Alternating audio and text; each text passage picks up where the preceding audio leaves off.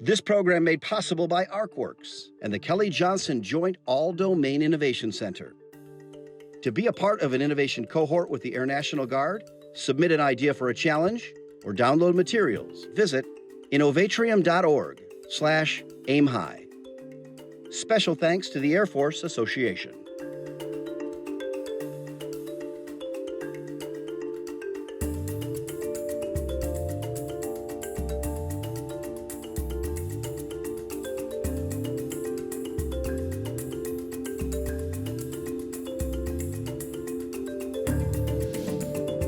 If we don't talk about innovation, it won't happen, right? It's not something that only happens by accident.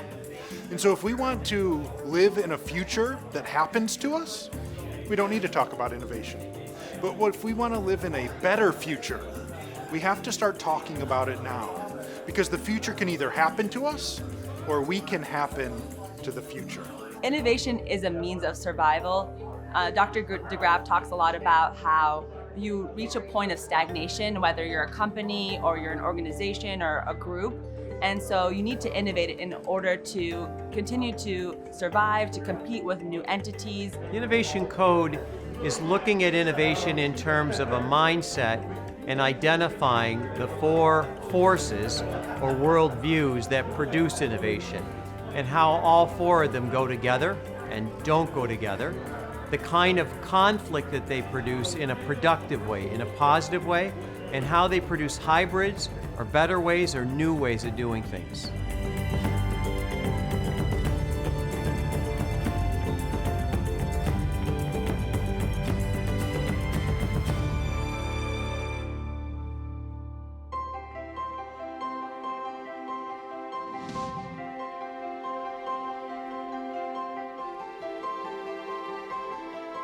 I think you're about ready to embark on a very unique experience, in my opinion. It's unique in that we have a foremost innovator in the nation in Dr. DeGraaf, who's going to lead you in a military imperative, and that is on innovation for our nation. And that's what brings all of us together today and this morning. I think what's really important here is this is an opportunity for all of us to network together. We're building the foundation, we're laying the concrete for the National Guard Bureau. So you are the team, you are the 1%ers in the National Guard Bureau, you are the first cohort, aim high, academic, industry, military, hybrid innovation. So we're super excited to have you here. The Air Force is trying to embrace innovation. We're trying to build that culture up. And this is a small little puzzle piece of trying to get innovation as a culture to bloom in the Air Force. And so this is National Guard, this is reserves, this is active duty, all coming together, trying to take the best and the brightest of what the civilian world has to offer and fit that into what we don't have. Welcome to the Innovatrium. I hope everybody had a nice trip in.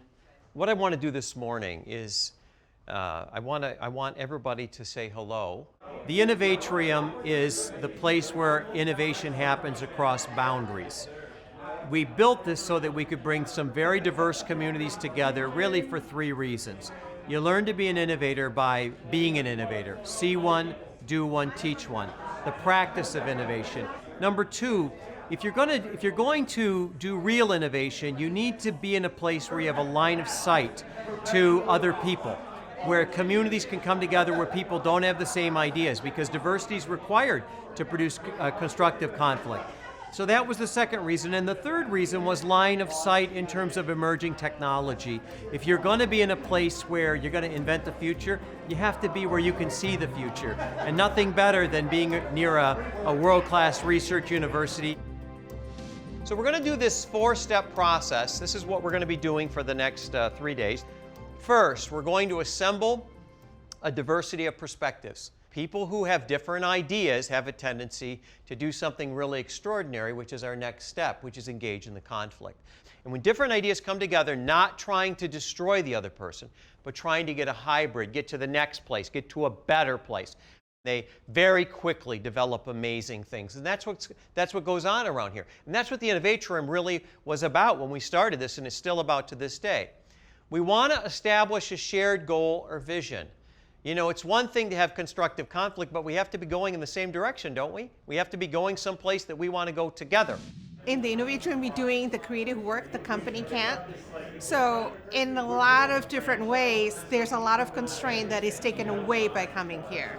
This is an away thing, away from your regular day job, away from your rules. This is where you're actually supposed to collaborate with other people in different silos, whether or not it's different silos in your company or different silos from different industry or things like that. But this is really where we make connections happen. Coming into here, I expect it to be, I guess, focused on that innovation, have that space to have that creative freedom. So being able to have that environment where you can just focus on the task at hand, growing yourself and your innovations, I think is super important.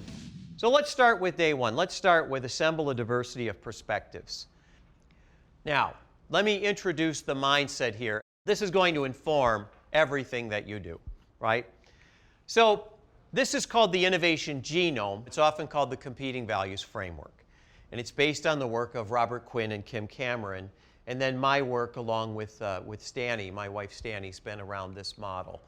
Every man takes the limits of his own field of vision for the limits of the world. I love this quote, right?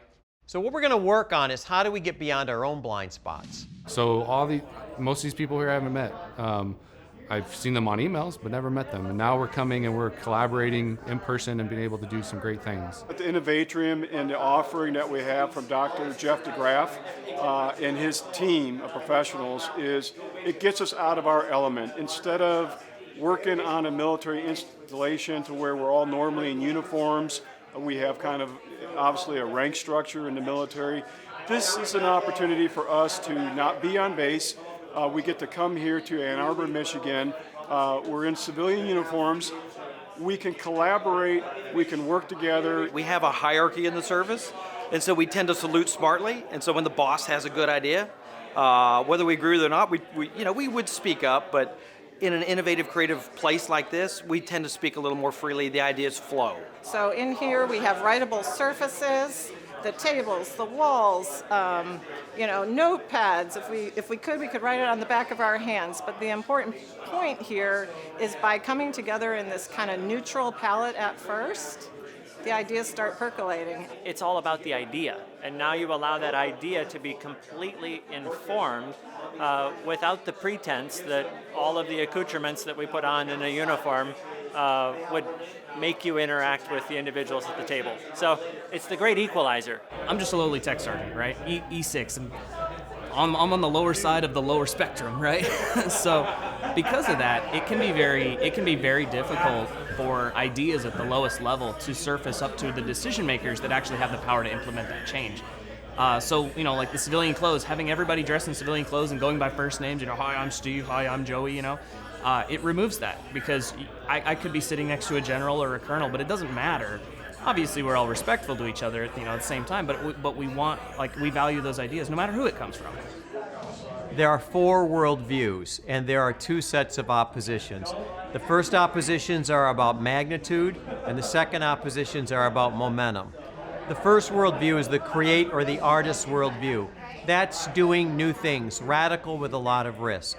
The opposite is the control or the engineering worldview, which is incremental but with very little risk. This is a positive tension. The second set of tensions is the tension between the compete or the athlete worldview, which does things very quickly, and the collaborate or the sage worldview that does things that are sustainable. That's the tension about momentum, magnitude and momentum. Now the next step is the step about engaging in the conflict, engaging in the challenge. And boy, have we got a perfect person, the person who runs all the Innovatriums, and she's got a blue bracelet on, so no one's going to know more about engaging in the fight than she is. So can we give her a round of applause? She's going to take you through this step. Thank you, guys. I'm Stanny. Okay, so what I really want you to work on right now is really setting up expectations, the right expectations, and really figuring out how will you create this constructive conflicts in your team. The thing about it is there are 4 different, I guess you would say, factors or elements or forces in the world in which we kind of navigate through our lives. These 4 colors work in 3 different levels. In the lowest level, so it's like a Russian nesting doll. You can say that in the lowest level, it's us, who we are as a person. Okay, and the second level of that is our team, the organization we work with, our family that we work with. And then on the highest level is really the world itself. The universal level is like what is happening in the world right now. So it's just a matter of like when you start being mindful of the four forces in three different levels, it actually helps you make that decision in the way that it makes sense to you. We want to mix up the soup a little bit here. Does everybody follow this? So we don't have to stay where we're at, right? This is the idea that we're trying to find the challenge we want to work on, and we're trying to find the team we want to work on. So this is going to be a little bit messy and fluid for a while. So give yourself about a nice 15 to 20 minutes. Primary color only, right? Primary color only. And if you think that your assessment was wrong, given the morning, and you think you're somebody else, put it on. And can I add one other thing? Reds, be proud to be Reds. I just cannot emphasize enough that Reds are part of the creative continuum, and we need you. The colors are really emotional intelligence, right? It all comes back to knowing who you're talking to, knowing how to connect with that person and build that relationship. So I think we all have each of those colors in us, right? We can operate in a very deliberate, organized way or creative way, but knowing what your dominant preference is helps us understand not only what our strengths are and what we can bring to a team, but what our weaknesses are. So to no surprise of my own, my primary color is blue, so the athlete, and then my secondary trait is yellow, so more that collaborative piece, which they're opposite, but I find myself through this whole experience some more of the yellow coming out in some of these discussions, but really I'm blue, I'm athlete all the way. I'm a yellow, which is what they call the collaborator. So my main thing is I like to speak to people, work with people, mentor, and bring communities together. So my colors is I'm a red, that would be an engineer, or more of a detailed type of person, a planning type person, and a yellow color, which is a collaborative person, a teacher, someone that likes to network. We have blue colors for people that are competitors, or we have green colored for people that are more visionary people, idea people. I think often you find yourself in roles, sometimes in the military, where your natural personality might get muted depending on the task. In combat, obviously some different things come out in people. Finding an environment where I can be as green as I need to be, surround myself by my counterpoints has been probably my happiest fit. What Dr. DeGraff teaches us is that diversity is you want an input of all the different folks' opinion to come into the narrative. So you have folks that are scientific, they're an engineering background like me.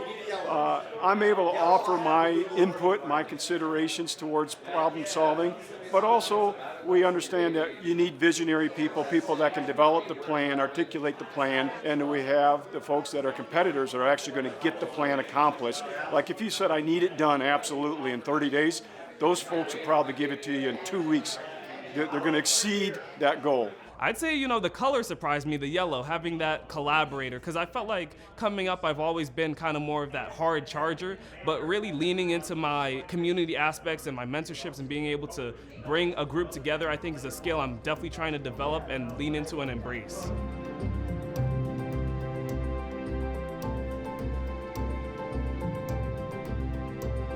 So welcome to day 2. And one of the comments I want to build on is that what people get wrong about innovation is that they think that innovation is simply the ideation phase, when in fact the hardest part is figuring out what the challenge is, right? And the second hardest part is that you'll try to invent things when in fact what you really need to do is understand what you currently have and how to put that together. So we're going to make decisions, right? And then we're going to spend the afternoon coming up with a wide array of ideas. And then the hardest part at the end of the day, how do you take these ideas that are oppositional and how do you build hybrids? And that's the real art. That's the magic, right? But it's going to feel very chaotic up to that last point where we'll get to that point where you say, that idea was there the whole time. This is what we call a jump start. So it's a concentrated period of time where we're learning the tools and the processes of innovation. We have some experienced coaches here to really mix it up and keep everybody a little bit off balance so that the ideas keep flowing. Ultimately, this is all about people. Not about the technology. This is about people. It's not about the newest feature on Facebook or TikTok. This is all about people, which means that we have to get better at understanding people. We really don't want anyone to get comfortable here in these last 3 days. We want everyone to be just a little uncomfortable, a little on edge, but that's that good level of stress, that adrenaline that's just the right amount to get the ideas flowing. Remember, even if it's not correct, you want to keep moving forward because you'll make adjustments. We need to get momentum.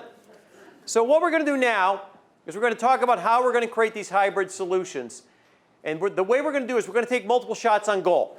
It has been chaos. They present us with some problems. They present us with some ways to innovate, some practices that they've learned and that they've kind of implemented, and then they'll go and release us to our team, and we're supposed to kind of make sense of what they taught us and put it on a board, put it on pen and paper, talk amongst ourselves just to make sure that we understand the concepts that they're teaching us. We're going to brainstorm a wide array of ideas. So here's the first thing I'm going to tell you.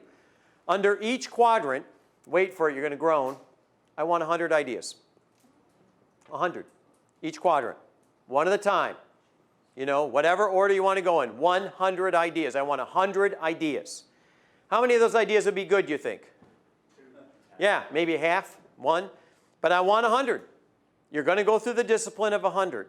And the reason for that is that's going to yield 10 more ideas than you normally would have. So what I need you to do, I'm going to give you about an hour to do this, right? I need you to create 100 ideas for every quadrant. And what I'm going to do is every 15 minutes, I'm going to tell you to shift. So even if you didn't get to 100, you got to shift. So every 15 minutes. So you're going to have to create some surfaces, and there's only one rule. Now listen, this is the only rule. Everybody writes.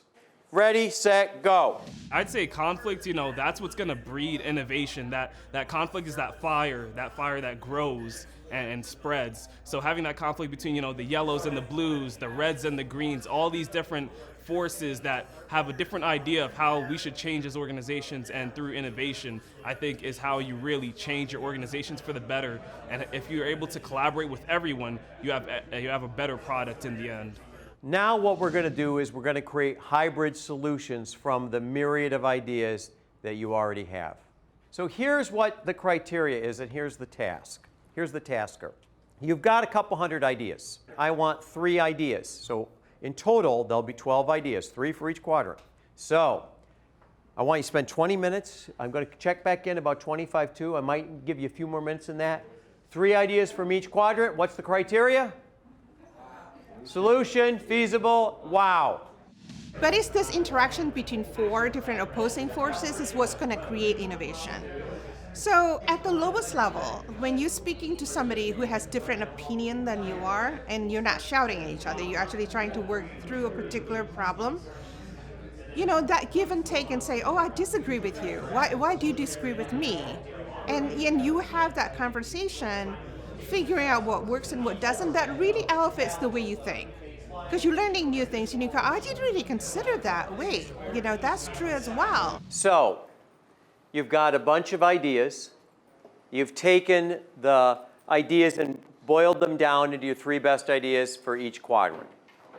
You've picked one idea from each of your quadrants, and you've connected the opposite quadrants. You've connected the red with the green idea, and you've connected the blue with the yellow idea, and you've created a hybrid idea, a new idea, a better idea. Right? Now what we're going to do is we're going to see what you got for your effort. So 12 ideas came in, and 2 ideas come out.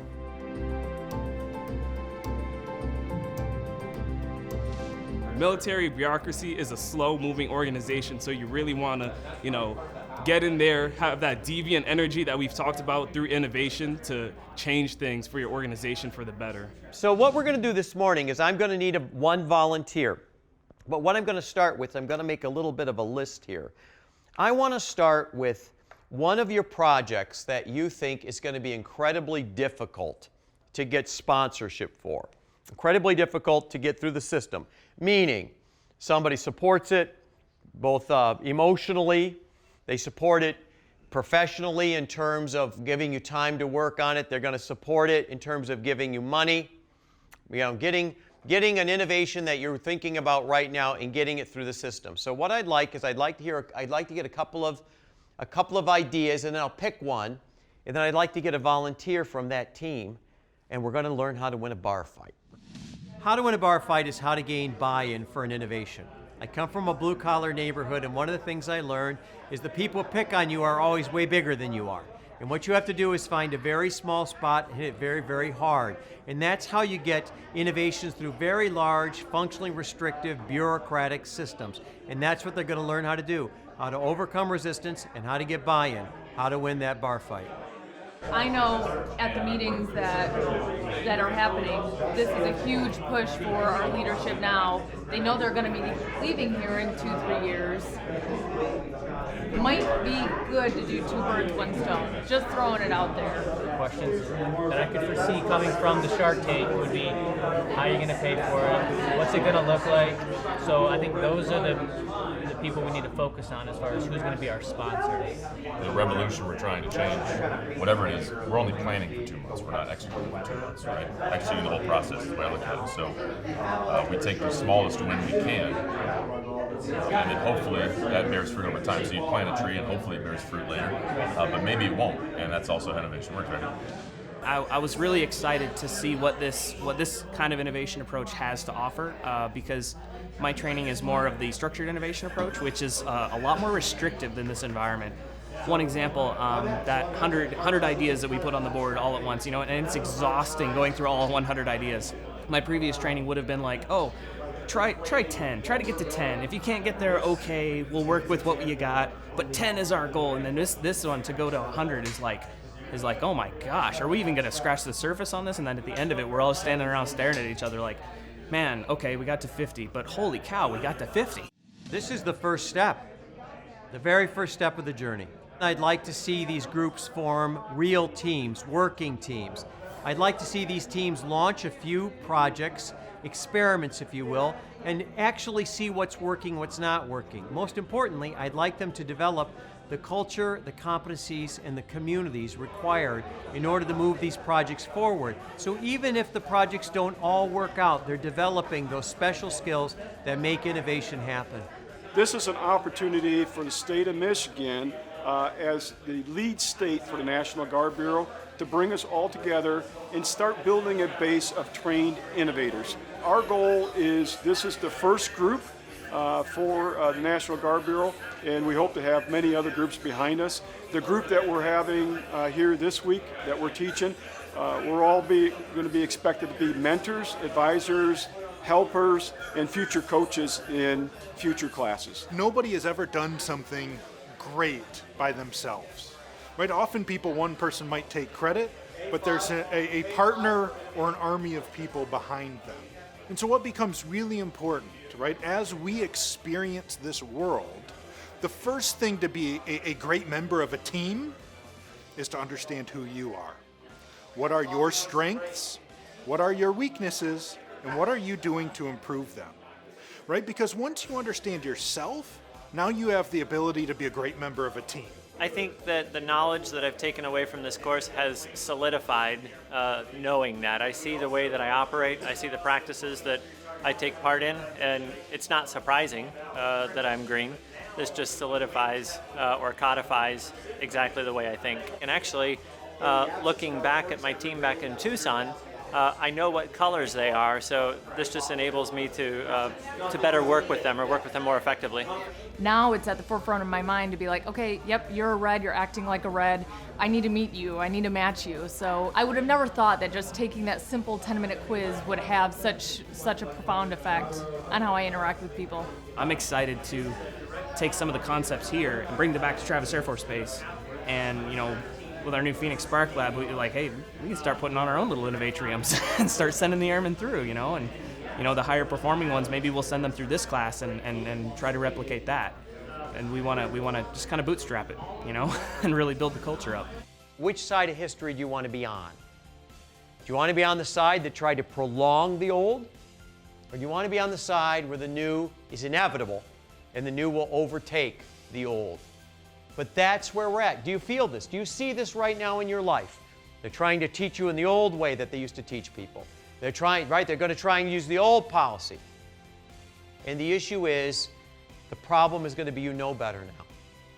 You're not going to be complicit in that. And that's what I want to leave you with in terms of what doesn't work, right? What doesn't work is trying to put the new into the old. So what we need to do is demonstrate how the new, our ideas, can change and lead the old.